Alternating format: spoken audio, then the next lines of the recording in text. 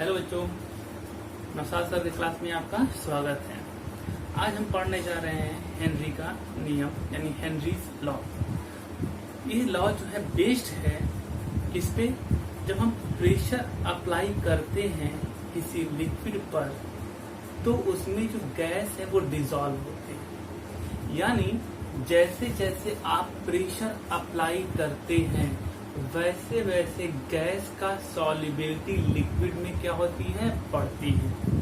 आप ऐसे समझिए जैसे आपका ये एक कंटेनर हो गया, यहाँ पर हमने जो है लिक्विड जो है फिल कर, थोड़ा सा कंटेनर लगा कर देते हैं और हम यहाँ पर क्या करते हैं, यहाँ पर लिक्विड फिल कर देते हैं, इसे हम जो है बंद कर देते हैं और यहाँ पे हमारा कुछ गैस के पार्टिकल्स हैं। सपोज करिए ये जो आप देख रहे हैं ये गैस के पार्टिकल हैं।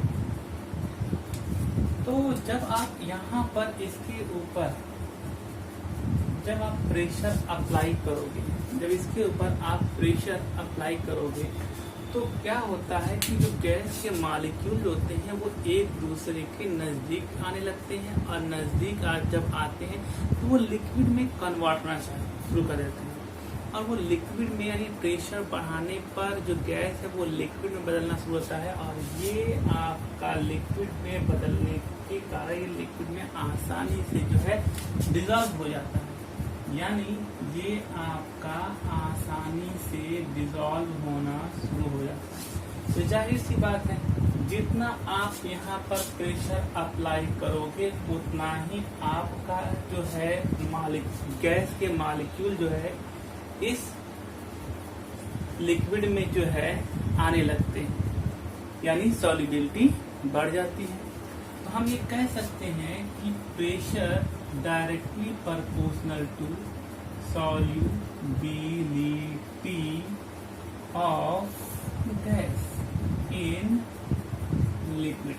यानी जैसे जैसे आप जो है प्रेशर अप्लाई करेंगे वैसे वैसे सॉल्युबिलिटी जो है वो बढ़ेगी। अब हम बात करते हैं कि हेनरी साहब ने इसके ऊपर अपना लॉ क्या दिया। तो उन्होंने अपना जो लॉ दिया इस सिस्टम पर, उन्होंने कहा कि अगर हमारा गैस जो है किसी लिक्विड के साथ इक्विलिब्रियम पर हो तो उस कंडीशन में जो इसमें जो गैस इस लिक्विड में प्रेजेंट है, इस लिक्विड में जो गैस प्रेजेंट है उसका मास, यानी गैस का जो मास होता है, total mass of gas in liquid, वो प्रेशर के डायरेक्टली प्रोपोर्शनल होता है। ठीक है, यानी आप ये कह सकते हैं कि अगर आपका जो है यहाँ पर इसको डिफाइन कैसे कर सकते हैं कि द मास ऑफ गैस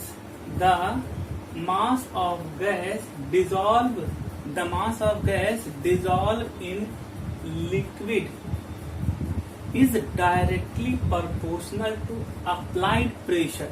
यानी जो प्रेशर अप्लाई किया गया है उसके डायरेक्टली प्रोपोर्शनल होता है।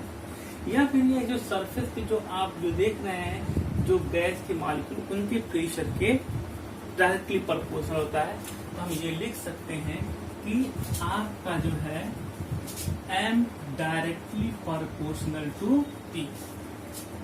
यानी जैसे जैसे हम प्रेशर को बढ़ाएंगे वैसे वैसे जो है मास ऑफ सॉल्यूट यानी mass of gas present dissolve in liquid वो भी जो है क्या होगा, बढ़ेगा। तो जाहिर सी बात है प्रेशर बढ़ाएंगे इसमें जो है जो गैस के मॉलिक्यूल के जो मास होंगे वो क्या होगा, बढ़ेगा। तो इस तरीके से आपका जो है एक ये हो जाएगा M = K × P। ये रहा आपका जो है गैस के मास और प्रेशर में रिलेशन, जहां M क्या है, mass of gas dissolve in given volume of liquid, और P क्या है, अप्लाइड प्रेशर ऑफ गैस या फिर पार्शियल प्रेशर ऑफ गैस बोल सकते हैं। पार्शियल प्रेशर या प्रेशर की बात अगर हम करते हैं तो पार्शियल प्रेशर उस कंडीशन में है जब आपका एक ही लिक्विड के सरफेस पर, जैसे ये आपका जो है ये, ठीक है, तो यहाँ पर अगर आपका O2 हो गया, N2 हो गया, He हो गया, ये सारे गैसें अगर हैं तो हम वर्ड यूज कर लेते हैं पार्शियल प्रेशर। और आप जानते हैं पार्शियल प्रेशर किसे कहते हैं। पार्शियल प्रेशर किसी अकेले गैस के द्वारा जितना प्रेशर लगता है उसे हम कहते हैं पार्शियल प्रेशर। फॉर एग्जाम्पल मान लीजिए कि हम लोग यहाँ पर हम 3 लोग हैं, तो इन्होंने लगाया जो है प्रेशर 5 का, इन्होंने लगाया प्रेशर 5 का और हमने लगाया प्रेशर 10 का, तो टोटल प्रेशर तो कितना हो गया, 20 हो गया। तो मैंने कितना प्रेशर लगाया 10, तो मेरा अकेला खुद का जो प्रेशर होगा वो प्रेशर कहलाएगा partial pressure of Naushad Ahmad. इसी तरीके से partial pressure of black marker, partial pressure of blue marker. तो यहाँ पर मैं बात जो कर रहा हूँ कि यहाँ पर अगर गैस अलग अलग हैं तो वो कह सकते हैं आप कि इनका जो सॉल्युबिलिटी है वो पार्शियल प्रेशर ऑफ गैस के डायरेक्टली प्रोपोर्शनल होगा। तो इन सभी में से जिसका पार्शियल प्रेशर ज्यादा होगा, वो ज्यादा डिजॉल्व होगा। सपोज करिए आपका जो है यहाँ पर ऑक्सीजन का पार्शियल प्रेशर नाइट्रोजन से ज्यादा होता है, आपका जो ऑक्सीजन का पार्शियल प्रेशर नाइट्रोजन से ज्यादा होता है, तो जाहिर सी बात है PO2 लिखता हूँ पार्शियल प्रेशर के टर्म में, तो PO2, तो पार्शियल प्रेशर ऑक्सीजन का ज्यादा है, तो जाहिर सी बात है इसकी जो है सॉल्युबिलिटी जो है वो ज्यादा होगी। और यहाँ पर इसकी पार्शियल प्रेशर कम है तो ये आपका कम सॉल्युबल होगा। तो बात ये कर रहे हैं कि भाई यहाँ पर आपका हो गया कि जैसे जैसे आप प्रेशर बढ़ाएंगे वैसे वैसे पार्शियल प्रेशर बढ़ेगा। लेकिन अगर सपोज केवल एक ही तरीके का गैस है, केवल वन टाइप का गैस है, तो आप पार्शियल प्रेशर ना लगा के कल पार्शियल प्रेशर ही बोल सकते हैं। ओके, अब हम बात करते हैं कि जो आपकी जो आपका सॉल्युबिलिटी है वो मोल फ्रैक्शन में जो है, अगर एक डिफिनीशन ये हो गया, जो दूसरा जो डिफिनीशन है वो है मोल फ्रैक्शन के ऊपर। क्यों मोल फ्रैक्शन के ऊपर? आप जानते हैं मोल फ्रैक्शन में केवल 2 तरीके के जो है नंबर ऑफ मोल होते हैं, एक होता है सॉल्यूट का और एक होता है सॉल्वेंट का। सॉल्यूट का स्मॉल n और सॉल्वेंट का कैपिटल N। सॉल्यूट यहाँ पे कौन है? गैस है। तो अगर मैं आपसे बात करता हूँ कि गैस का, तो ये कहता हूँ भाई जब आप प्रेशर बढ़ाएंगे तो number of mole of gas, यानी गैस के मोलों की संख्या बढ़ेगी। गैस के मोलों की संख्या अगर बढ़ती है तो मोल फ्रैक्शन भी बढ़ेगा, और अगर मोल फ्रैक्शन बढ़ रहा है तो आप ये कह सकते हैं कि भैया इसमें सॉल्युबिलिटी भी तो बढ़ रही है, क्योंकि जैसे जैसे गैस के मॉलिक्यूल बढ़ते जाएंगे तो वैसे वैसे मोल फ्रैक्शन बढ़ेगा, और जैसे जैसे मोल फ्रैक्शन बढ़ेगा सॉल्युबिलिटी बढ़ेगी, या फिर मोलों की संख्या बढ़ेगी तो सॉल्युबिलिटी बढ़ेगी। तो आप मोल फ्रैक्शन के टर्म में बोल दीजिए। तो यहाँ पे जो सॉल्युबिलिटी को जो एक्सप्रेस करने का जो तरीका है वो मोल फ्रैक्शन पे डिपेंड है। तो यहाँ पर हम क्या बोल सकते हैं मोल फ्रैक्शन के टर्म में? आइए इस पे भी विचार करते हैं। तो यहाँ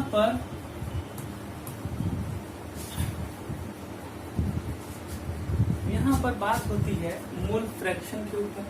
तो हमारे पास ये है कि भाई हमारे क्या कहते हैं जो आपका जो अदर डिफिनीशन है वो ये है कि आपका जो पार्शियल प्रेशर ऑफ गैस होता है, किसी भी जो गैस का जो पार्शियल प्रेशर होता है वो मोल फ्रैक्शन के डायरेक्टली प्रोपोर्शनल होता है। यानी आप बोल सकते हैं P proportional to mole fraction. ये आपका काई है, ठीक है। काई को हम इस तरीके से रिप्रेजेंट करते हैं, X की तरह दिखता है, ठीक है। तो ये आपका मोल फ्रैक्शन हो गया।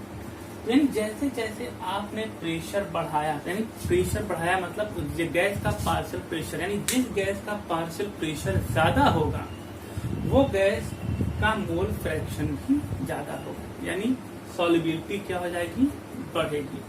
इस प्रोपोर्शनलिटी को हटाकर इक्वलिटी लिखते हैं और यहाँ पर जो हम जो कांस्टेंट लगाते हैं के एच लगाते हैं इनटू काई। और ये के एच है क्या, ये के एच आपका क्या है, ये हेनरी कांस्टेंट है, हेनरी कांस्टेंट। तो यहाँ पर इसको यहाँ पर लेकर आते हैं तो ये हो जाएगा chi is equal sorry K H is, इसको यहाँ पे लेके आते हैं तो K H is equal to P by chi लिख सकते हैं, जहाँ पे पी क्या है, जहाँ पे पी क्या है, partial pressure of gas and काई क्या है, मोल फ्रैक्शन ऑफ गैस या मोल फ्रैक्शन ऑफ सॉल्यूट कह सकते हैं। ठीक है, तो इस तरीके से आपने देखा कि ये आपका हेनरी कांस्टेंट हो गया। हेनरी कांस्टेंट जो होता है, हेनरी कांस्टेंट जो होता है वो आपका जो है डिफरेंट टेम्परेचर पर जो है डिफरेंट होता है, यानी हेनरी कांस्टेंट जो होता है वो डिपेंड करता है आपका जो है कुछ फैक्टर्स पर, यानी हेनरी कांस्टेंट जो है आपका डिपेंड करता है नेचर ऑफ सॉल्यूट पर, नेचर ऑफ सॉल्वेंट पर और टेम्परेचर पर, इन तीनों पर ये डिपेंड करता है। अब बात आती है कि भाई टेम्परेचर पर क्या डिपेंडेंसी है, और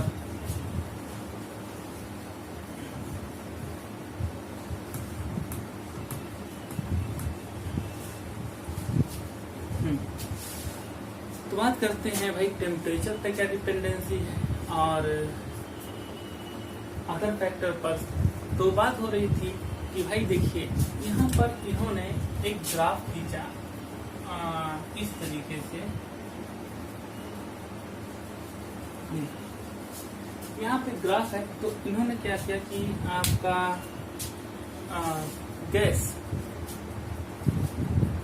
एक गैस लिया और वो गैस कौन है, HCl in cyclohexane.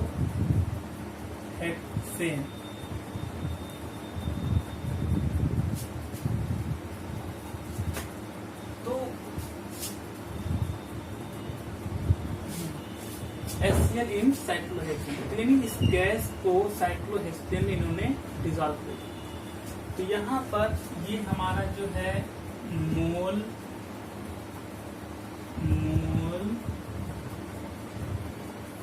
Fraction of gas in cyclohexane, और यहाँ पर इन्होंने ले लिया पार्शियल चलिए कहते हैं partial pressure of gas, partial pressure.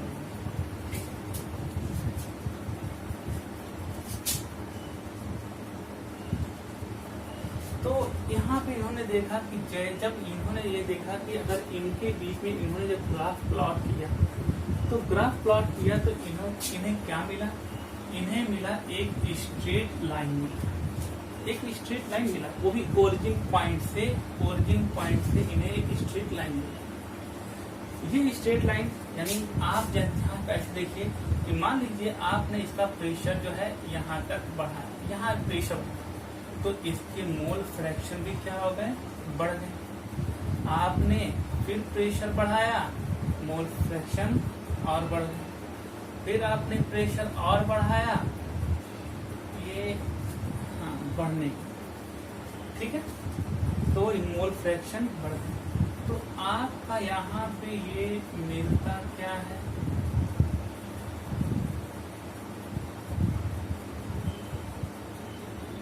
ये मिला। फिर इसके बाद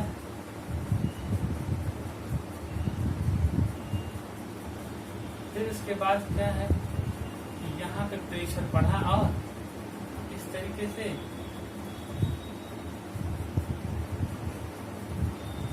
अब फिर उसके बाद आप देख रहे हैं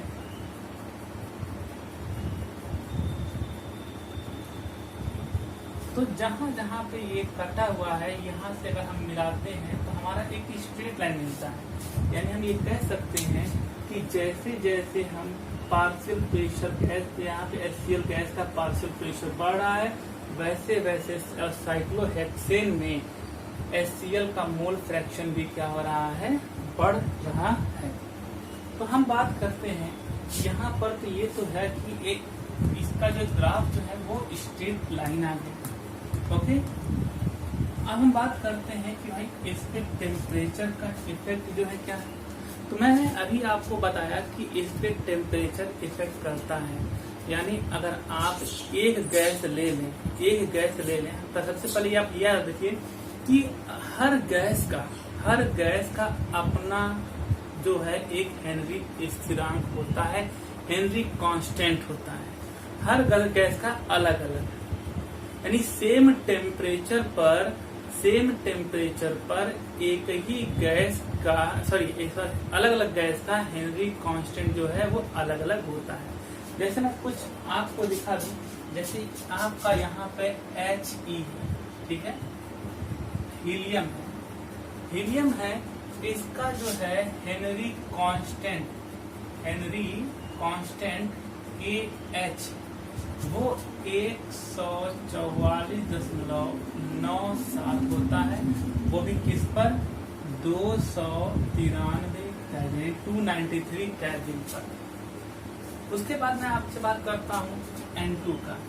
तो N2 का जो है हेनरी कांस्टेंट जो होता है वो आपका होता है 76.48 होता है।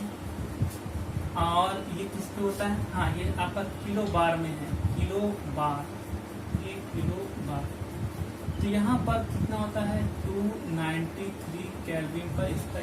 तो देखिए आपके हीलियम का जो है हेनरी कांस्टेंट कुछ और है और नाइट्रोजन का कुछ और, सेम टेम्परेचर का। तो इस तरीके से आपका ये एक और लिख सकते हैं। ऑक्सीजन का जो है हेनरी कांस्टेंट जो होता है वो होता है 293 केल्विन पर 34.86 किलो बार होता है 293 केल्विन पर। तो इस तरीके से आप ये कह सकते हैं कि यहाँ पर अलग अलग गैस का सेम टेम्परेचर पर हेनरी कांस्टेंट अलग अलग होता है। मैं आपको बताना चाहता हूँ कि जिसका हेनरी कांस्टेंट कम होता है उसकी सॉल्युबिलिटी ज्यादा होती है और जिसका हेनरी कांस्टेंट ज्यादा होता है उसकी सॉल्युबिलिटी कम होती है। इसका मतलब हेनरी कांस्टेंट और सॉल्युबिलिटी में हमारा एक रिलेशन आ गया।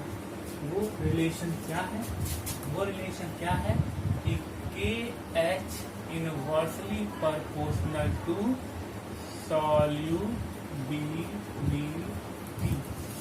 solubility of gas in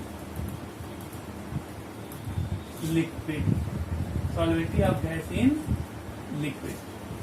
अरे भाई जिसे आप मोल फ्रैक्शन कहते थे, अरे याद करिए अभी आप लोगों ने लिखा था KH = P/chi।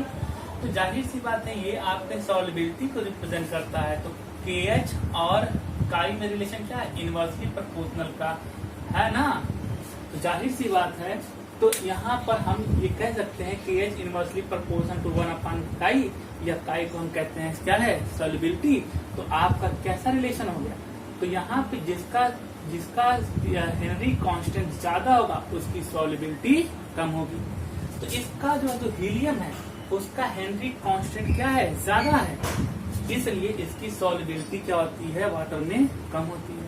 इसी तरीके से अगर देखा जाए नाइट्रोजन और ऑक्सीजन की कंपेयर किया जाए तो नाइट्रोजन और ऑक्सीजन में अगर आपसे कोई पूछ दे चलते फिरते कि भाई बताइए कि नाइट्रोजन और ऑक्सीजन में से कौन ज्यादा सोल्यूबल है, तो आप बता दीजिए भाई ऑक्सीजन जो होता है वो ज्यादा सोल्यूबल है। क्यों ज्यादा सोल्यूबल है? क्योंकि इसका हेनरी कांस्टेंट क्या है, कम होता है और इसका हेनरी कांस्टेंट कम है, इसलिए ये आपका ज्यादा सोल्यूबल है। तो नाइट्रोजन और ऑक्सीजन में सबसे ज्यादा सोल्यूबल कौन है?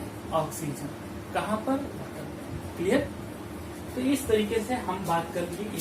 और आपको मैं एक और बात बताना चाहता हूँ और वो ये है कि एक ही गैस, अगर मैं आपको एक ही गैस की बात कर दूं, जैसे आपका मैं एग्जांपल लेता हूँ नाइट्रोजन का, तो नाइट्रोजन का जो है अभी आपने हेनरी कांस्टेंट जो लिखा था KH लिखा था, वो कितना लिखा था?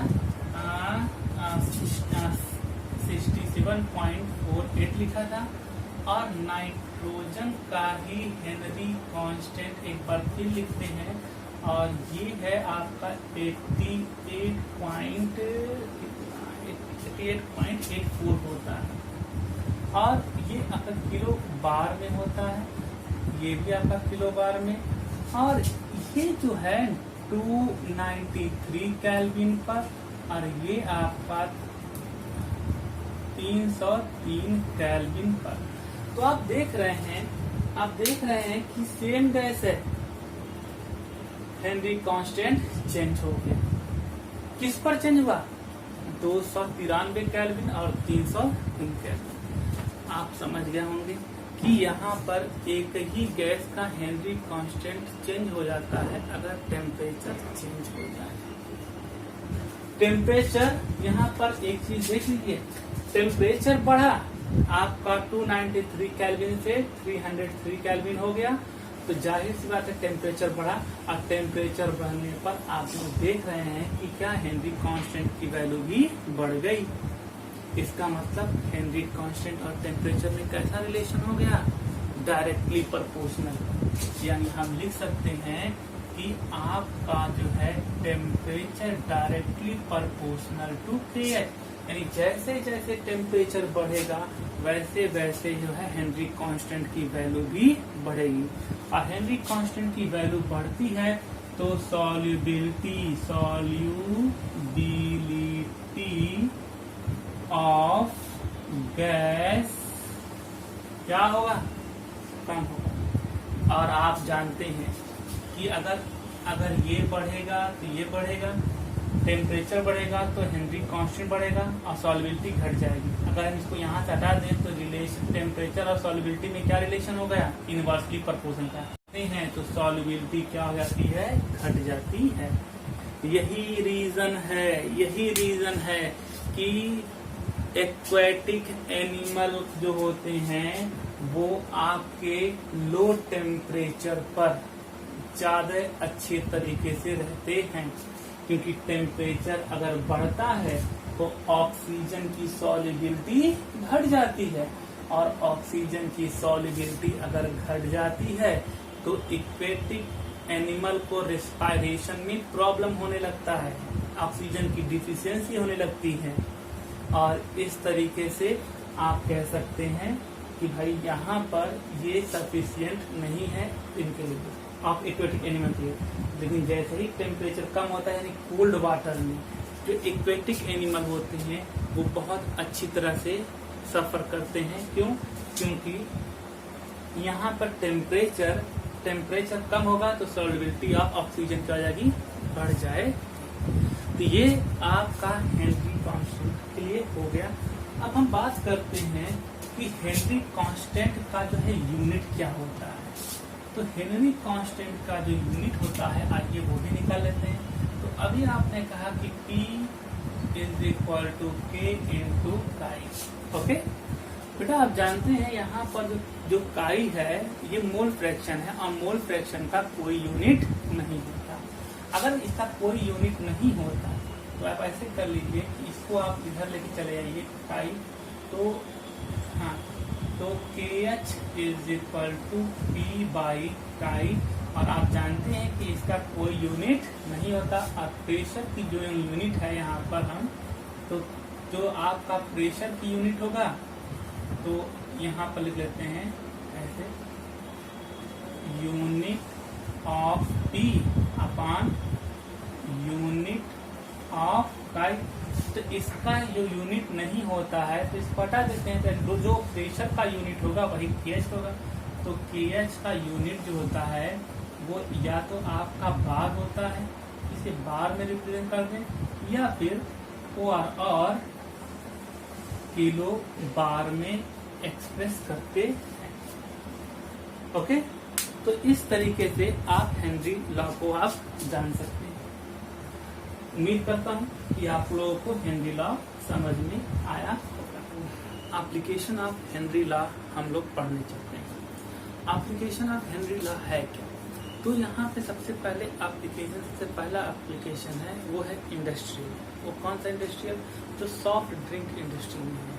इसमें सबसे पहले क्या होता है, जैसे कि आप जो जानते हैं सॉफ्ट ड्रिंक, जैसे कि आपका पेप्सी और थम्स अप, जितने भी जो कोल्ड ड्रिंक्स होते हैं उसमें आपका कार्बन डाइऑक्साइड घुला होता है, डिसॉल्व होता है कार्बन डाइऑक्साइड। वो कार्बन डाइऑक्साइड जो डिसॉल्व करते हैं वो हाई प्रेशर पे है अकॉर्डिंग टू हेनरी रूल। तो ये जो हाई प्रेशर पे होते हैं, तो जैसे ही आप जब कोई मान लीजिए थम्स अप या कोई जो है सॉफ्ट ड्रिंक जब आप खोलते हैं तो उसमें आवाज आती है, तो क्या है वो उसका प्रेशर होता है, वो हाई प्रेशर पे जो है उसको भरते हैं। फिर उसके बाद आप जानते हैं कि तो उसको शेक करते हैं, तो जो उसमें की जो गैस होते हैं वो उसका डिजॉल्वेंस क्या होता है, खत्म हो जाता है और धीरे धीरे वो ऊपर आता है। इसलिए जब आप शेक करके खोलते हैं तो उसमें से ज्यादा मात्रा में जो है गैस बाहर निकलती है, हाई प्रेशर हो जाता है। ठीक, तो एक तो ये है। दूसरा है हमारे पास स्क्यूबा ड्राइवर्स, जिसे आप कहते हैं सी ड्राइवर्स कहते हैं, जो समुद्र के जो गोताखोर होते हैं। ये गोताखोर आपके जो है समुद्र में जब गोता लगाते हैं, जब वो नीचे की ओर जाते हैं, तो आप नीचे की ओर जाते हैं तो समुद्र के तल, जब वो नीचे आते हैं तली में जाते हैं, तो जो वाटर का बहुत ज्यादा प्रेशर होता है। आप लोग उतने प्रेशर पे क्या होता है कि जो सांस लेने के लिए यूज करते हैं ऑक्सीजन और नाइट्रोजन, तो ऑक्सीजन नाइट्रोजन जो है लेके जाते हैं, तो वहां पर एक चीज तो हो जाता है कि भाई दोनों के ऊपर जब प्रेशर पड़ता है, ब्लड जब बॉडी के ऊपर प्रेशर पड़ता है, तो ऑक्सीजन और नाइट्रोजन दोनों के दोनों डिसॉल्व हो जाते हैं। तो ऑक्सीजन का जो यूज होता है वो हमारे मेटाबॉलिक एक्टिविटी के लिए यूज हो जाता है, लेकिन जो नाइट्रोजन होता है वो यूज तो होता नहीं है।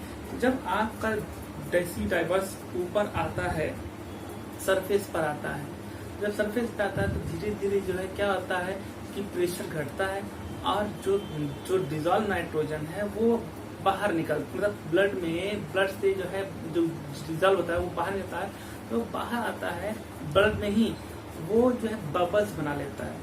बबल्स बना देने का वो कैपिलरी को ब्लॉक कर देता है। अब ब्लॉक कर देता है तो एक डिजीज पैदा कर देता है। उस डिजीज को कहते हैं बेंड्स या डिकम्प्रेशन डिजीज कहते हैं, सिकनेस कहते हैं, डिकम्प्रेशन सिकनेस कहते हैं। ये नर्व इम्पल्स को भी इफेक्ट करता है। तो ये अब तो इसको जो है दूर करने के लिए हमारे जो सी डाइवर्स हैं, जो मिक्सचर लेके जाते हैं, जो अपने पीठ पे जो है बड़े बड़े टैंक लगे, तो उस मिक्सचर में ऑक्सीजन नाइट्रोजन को के अलावा हीलियम गैस भी होती है। हीलियम जो होती है लगभग वो 11.7% तक होती है, और आपका ऑक्सीजन जो होता है 32.1% होता है, और रिमेनिंग जो होता है 56.something% जो होता है वो आपका जो है क्या होता है, नाइट्रोजन होता है। तो ये हमारे जो सी डाइवर्स है ये इसका मिक्सचर लेके जाते हैं, जो बहुत यूजफुल होता है। अब यहाँ पे हीलियम को क्यों यूज करते हैं? हीलियम जो होता है आप जानते हैं इसका केएच वैल्यू, मतलब आपका जो हेनरी इस तरह के इसका ज्यादा होता है। ये ब्लड में कम घुलनशील है, यानी कम डिजॉल्व होता है। और जो कम डिजॉल्व होता है, जाहिर सी बात है नाइट्रोजन अगर बाहर निकलता भी है तो वो आपका जो हीलियम होता है वो उसे मेंटेन कर देता है, अब बबल्स फॉर्मेशन को रोक देता है। इस तरीके से जो डिजीज है वो कम हो जाती है या उसको खत्म कर देता है। तो इस तरीके से हीलियम प्रिवेंट करेगा। एक और यूज है और वो ये है हेनरी लॉ का, जब आप हाई एल्टीट्यूड पर जाते हैं, जैसे आप पहाड़ पर जाते हैं, जब आप पहाड़ पे जाते हैं तो आप जानते हैं ऊपर तरफ की तरफ जाने पर प्रेशर क्या होता है, डिक्रीज होता है। तो जब पहाड़ पे जो बैठा इंसान है उस वहाँ वो जो है लो प्रेशर जो है फील करता है। लो प्रेशर के कारण जो ऑक्सीजन जो है ब्लड में बहुत अच्छी तरह डिजॉल्व नहीं होता है। जब अच्छी तरह डिजॉल्व नहीं होता है तो ऑक्सीजन की सप्लाई कम हो जाती है, जिसके कारण उसे जो है एक बीमारी हो जाती है, उसका नाम है एनॉक्सिया। एनॉक्सिया जैसे आपसे कह सकते हैं कि मतलब इसमें जो है आप जो है बहुत वीक फील करते हैं और आप कोई चीज जो क्लियरली थिंक नहीं कर सकते, बहुत अच्छी तरीके से थिंक नहीं कर सकते। तो इस कंडीशन में आपका जो डिजीज डेवलप होता है वो डिजीज कहलाता है एनॉक्सिया कहलाता है। फिर उसके बाद जो आपका जो हाई प्रेशर पे जो आपका जो लंग्स है, उस लंग में जो ट्रांसफर होता है ऑक्सीजन, जब जानते हैं कि हम ऑक्सीजन जो है लेते हैं, कार्बन डाइऑक्साइड निकालते हैं, तो भाई ये ऑक्सीजन अंदर कैसे पहुंचा, ये हेनरी लॉ के अकॉर्डिंग। आपका कार्बन डाइऑक्साइड बाहर कैसे आया, हेनरी लॉ के अकॉर्डिंग। क्योंकि जैसे आप सांस लेते हैं आपके लंग में जो है क्या होता है, प्रेशर बढ़ जाता है, तो वो जो है कहाँ चला जाता है, ब्लड में चला जाता है, तो ब्लड में डिजॉल्व हो जाता है और वो जो है मेटाबॉलिक एक्टिविटी के लिए पहुंच जाता है। और फिर उसके बाद जब कार्बन डाइऑक्साइड बनता है तो ब्लड में कार्बन डाइऑक्साइड का जो पार्शियल प्रेशर होता है, जब वहां बढ़ जाता है तो कार्बन डाइऑक्साइड लंग में कम हो जाता है, तो वो क्या है, लंग से बाहर आ जाता है, मतलब ब्लड से लंग में आता है और लंग से बाहर आ जाता है। तो इस तरीके से ये भी एक हो गया। तो ये कुछ एप्लीकेशन है हेनरी लॉ की। अब हम आज इसमें कुछ इसके लिमिटेशन के बारे में बात कर लें। क्या लिमिटेशन ऑफ हेनरीज लॉ में आप ये जानेंगे कि हेनरी लॉ वहाँ पे एप्लीकेबल नहीं है जहाँ पर प्रेशर बहुत ज़्यादा, यानी हाई प्रेशर पर हेनरी लॉ काम नहीं करेगा। और जहाँ पर टेम्परेचर, सेकंड है जहाँ पर टेम्परेचर बहुत कम होता है वहाँ पर भी हेनरी लॉ एप्लीकेबल।